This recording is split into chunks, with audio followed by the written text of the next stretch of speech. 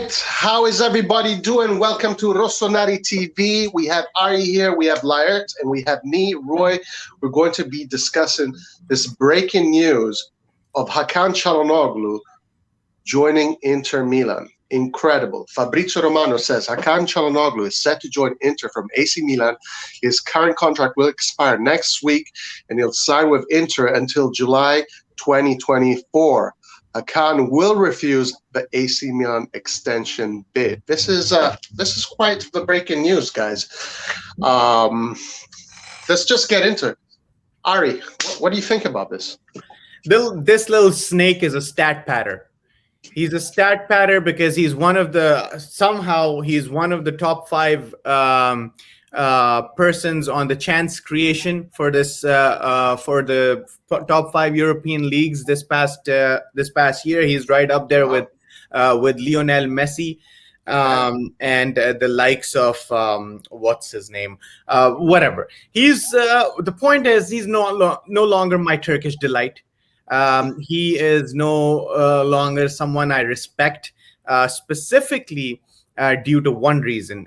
This guy, Luca Marchetti, he reported, he says, we know that Hakan Calhanoglu did not tell AC Milan about Inter's offer. The player and his entourage started talks with Inter weeks prior without warning AC Milan about the offer. Now, I don't think Maldini would have cared even if Hakan told him, because I don't think Maldini is very fond of Hakan, but he should have at least had the respect. He's kissed this badge, just like Donnarumma, many times on camera. So he should have at least given us the respect, the dignity of telling us that he's in talks with the snake blue half of Milan. And because he didn't, I don't have any more respect for him. Good riddance. I'm all for it. Wow. Wow, no, for me it's less dramatic. I don't consider him a snake because anyway, 90% of our supporters don't like him. We treat him really bad, and rightly so, because he's not good enough for us. He's not good enough for where we're going. We're going to the Champions League. We're going to this trajectory when we're going to grow and become better and better. I think he's not good enough. I'm happy. It's a great day for us. We got rid of a guy that is not really happy to stay at AC Milan. He's not sure about that. He's not incredibly good. I still consider Maldini doesn't like him a lot. I feel Pioli doesn't consider him so good because, as we saw the last 4 important games of the season, he put Brahim Diaz on that position. So it's not a big loss. And I think he's a good player for Inter Milan. I think he's a good squad player for them. They have decent players in that position. So somebody who can play a few games or actually come from the bench and is a good option. But I'm happy he's gone. And I'm happy now we have to find someone better than him, and which is not going to be hard. There is a lot of talent out there. Young players, and I don't consider him a snake. I never consider him an AC Milan player. I don't think he's never been so good. For that position, you need a top class player. If our ugly cousins likes that type of talent in that position, they can have it. Happy for them. I want something better. That's it. Wow. Well, listen, it's kind of interesting, Ari. You called him a snake, and the snakes, the cousins, because their mascot is a snake. So it is very fitting. Okay, for me, a little bit different. I feel a little bit different because I feel like Maldini and Pioli did want to keep Calhanoglu because they let go Rodrigo De Paul, hoping that Calhanoglu would sign. So I don't know whether or not it is true that they didn't want Calhanoglu. I feel a little bit different about that. The fact that he's going to Inter, to me, is not a big deal because there's been a lot of players that have come from Milan to Inter, Inter to Milan. I mean, we've seen Cassano, Seedorf, Pirlo, so many players that that's not a problem to me. Guglielmo Pietro. Yeah, Ronaldo, il fenomeno Ronaldo, a lot of players that have been just jumping ship from one side to the other. Now, what pisses me off about this is not so much, a little bit is Calhanoglu, because it is obvious Calhanoglu never wanted to sign the contract with Milan. That at this point is obvious. And that pisses me off because he kind of led us on a wild goose chase. The other thing that I am angry is not so much Calhanoglu, is this policy that Milan has been adopting about waiting for the renewals and how they've been negotiating their contracts. We let go of Donnarumma this way. Now it's Calhanoglu. Now Kessie, there's issues with Kessie and his contract. Then, I mean, this policy or this way they've been adopting their contractual negotiations seems to be poor to me. And it pisses me off. I'm not happy about it. I want Milan to step up their game, and they can't. This can't happen with Kessie, because then it starts to become a trend. Because then all these players realize, well, I'm just going to wait till the end of my contract and then kind of like see and gamble a little bit, gamble with the fans, gamble with the club, and see who gives me more money. And, you know, and then we have performances like Calhanoglu, where after he knew he wasn't going to sign, Calhanoglu, all of a sudden, his contribution to the team came down. So, I don't know. My anger is more directed towards AC Milan than Calhanoglu. So, but I think all three of us are definitely in agreement in terms of we can very easily move on from Calhanoglu. He is not going to be missed by any extent. And you know what? He just finished last in the group stage of a European competition. So he's going to fit right at Inter. He's going to be right at home at Inter because they're also very used to doing that. And so since you're talking about contracts and negotiations, let's get into that. The only viable player that can fill what Hakan was doing, or some of the gaps that Hakan fills, is Brahim Diaz. And rumor has it that we are trying to secure another loan for Brahim Diaz, not buy him, but secure another loan. Even if we do that, we still need another attacking midfielder. I know we're not getting DePaul. So where are we going with this, guys? Where is Maldini going with this? Because even though we've not lost a Pirlo or a Seedorf here, we still have lost our only number 10. And that is a very important position to fill before jumping into the Champions League. I just want to defend a bit Maldini, like he needs my defense, but I just want to say that Calhanoglu got a 5 million contract just because Erikssen collapsed in the field a week ago. That's the truth. And people need to understand that. It didn't get 5 million contract because he's a good player. He wasn't even on consideration for Inter, in my opinion. I think Inter lost a player that is not going to be able to play in Serie A next season in that position. And the only way for them to cover that position was with Calhanoglu and give him 5 million.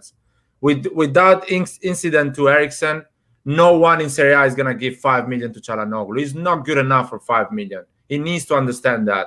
He needs to know that. I know a lot of people are not saying that on Twitter because it's not. You need to be a bit like me and say stuff like that. So let's make it clear. It's easy to get a better player than Calhanoglu out there. It's easy to get a 20 years old like Brahim Diaz with more talent, brave, and good enough to play for AC Milan. We're not going to win Champions League next season. We just want to play great football and try to go through the group. So another profile similar to Brahim Diaz. So a talented 20 years old coming from a big club that doesn't find a lot of space will be perfect. Hakan Ziyech is perfect for us, I think. He's going to get... Lionel Messi's contract's also ending. So exactly. I mean, we are joking about that. But Hakan Calhanoglu is asking 7 million a year or 5, whatever, when a guy like Lionel Messi doesn't have a contract for the next season. Yeah. So that's a bit offensive in my opinion, because at the end of the thing, if you really want to do something crazy, just give 30 million a year to Lionel Messi and everything completely different. But it's not going to happen. I know that. But just to contextualize things, as we know, there is a lot of players. Even you can even change your formation and go with a 4-3-3 if you want, or if you go with the youngster, like if they go really and buy Adli, I think he can play in that position as well. And yeah, I'm not worried. I'm really no worry. Hakan Calhanoglu had a great 18 games last season, but still we were not unbeatable. Like the team was good, was doing well, but I felt like he wasn't incredible. He wasn't scoring goals and doing something like Lukaku does for Inter. So you're not worried. Are you worried, Roy? Do you think this position is easy to fill? No, I don't think it's easy to fill. But I think I agree with Laert about Erikssen, because I think that if I was in the position of Inter, with the loss of Erikssen, because right now, as far as I know, if you have a pacemaker, you're not allowed to play in the Serie A. No. So as far as I know, Erikssen is not playing in the Serie A anymore. So I guess the quickest option you have to fill that role is the neighbors, Calhanoglu, who wants a contract. Offer him $1 million more. Inter can afford that, so for some reason. So there you go. I definitely agree that's the case. I don't know if it's that easy to do, to find an attacking midfielder. I'm sure that they're capable, and I'm sure they will. That is not what I'm angry. I'm angry at the fact that, as I say again, they're just slacking with how they're doing these contracts. It's making me feel negative, and I'm looking at the World Cup. Italy right now has 4 players in that national team that all come from the Milan Primavera. Donnarumma, who is a starter. Locatelli, who is killing it. Pessina, who just killed the next game. Cristante, the defensive midfield. Like, why are we getting rid of all our players? We don't need to go outside the galaxy to find players when we have them in our own backyard. So this is where my frustration is. As far as Calhanoglu, yeah, I mean, I think that where I disagree is that I think he is good, and I think that he would have been great for AC Milan. He's a stat patter. He's not good. He's a stat patter. The stats makes himself look good. Yeah, I disagree with you, Roy, because first of all, you are blaming the people who are running AC Milan now didn't make mistakes for Locatelli, Pessina, and all these players. Those are mistakes made from. You say they didn't make mistakes? No, because Maldini wasn't working for AC Milan. Massara, Moncada, and even Gazidis wasn't there when management was made. So we cannot blame them. And I feel like Hakan Calhanoglu doesn't deserve more than 3 million. That's it. They did the right thing again. Donnarumma doesn't deserve more than 8. Go. Hakan doesn't deserve more than 3. Go. I'm sure they're gonna do well, man. And if you keep a guy like Hakan Calhanoglu, you are closing the door for the next Pessina, for the next Locatelli that maybe we have it in the Primavera, or maybe we can find in another league where he's a youngster, 21, 20 years old. So that's it. We let Locatelli and Pessina go for average players in our AC Milan. We're not doing any more that mistake. Hold on. Let's see, because I haven't seen this yet. I haven't seen any youngsters come out. I'm seeing youngsters being used for exchange deals for players like Tonali that we might not even get because of 5 million euros. Well, still, if we lose Tonali, and then this Tonali goes to, I don't know, Roma or Inter in 3 years, when he's the starter in the national team and he's scoring goals and he's killing it, we're again here in the same spot. Man. They need to get their ish together as far as these youngsters. All right. So I think we've made our points clear. Let's end it with one word, a dream replacement for Hakan. Roy, go. One, Pessina. Pessina. Laert. One. You want just one? There's that guy in France, Awar, something like that. Everyone is talking great. He's a really young player, 20 years old, I think, and he can do both the defense and the attacking part. And they say value 30 million, but you can get it, I think, for 25 million or even 30 million, but pay in installment and stuff like that. So yeah, that would be a great exchange. Some players from Barcelona, they're not finding a lot of space, like Coutinho can come in on loan, or even Martin Odegaard from Real Madrid if Ancelotti is not going to play him. Probably he wants to get transfer. Or even they're saying Ceballos as well, Real Madrid. He's a youngster, 23 years old. I like those Real Madrid players too. I would have one of either the Real Madrid player Odegaard come over, or the Barcelona player Lionel Messi come over to Milan. Milan's had a big history of buying, getting old legends to come to Milan and still shine, like Ronaldo, the phenomena, Ibrahimovic, so many others. Maybe Messi comes. I just want to re-say why I'm saying Pessina. The reason why I'm saying Pessina is because we already own 50% of his contract pretty much if we decide to activate it. And that means that we have more funds to fix that right wing and to fix the striker. All right, guys. Thank you for tuning in. We will be back with the next Azzurri game, right? Yeah, Austria. Aaron. Austria. Oh, yeah. We have to have Aaron in for that one. We got to have him for that one. All right, guys. Good riddance. Good riddance. Yeah, 50-50. I'm good, man. I'm good. All right, guys. Thank you. Let us know what you think. Is Calhanoglu out of Milan? Is it a good thing? Is it a bad thing? Let us know in the comments. Or is he a snake? Please like, share, subscribe. See you next time. Ciao.